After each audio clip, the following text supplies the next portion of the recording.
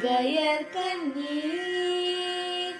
ஆலயம் செல்வோம் ஆலவாயழகருடன் அன்னை மீனாட்சி தரிசனம் காண்போம்.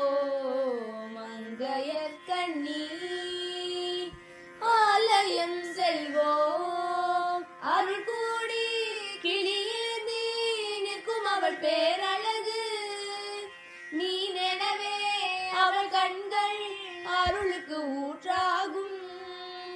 அருள் கூடி கிளியேந்தி நிற்கும் அவள் பேரழகு அனுதினமும் நாடி வரும் அன்பர்க்கு வரமாகும்.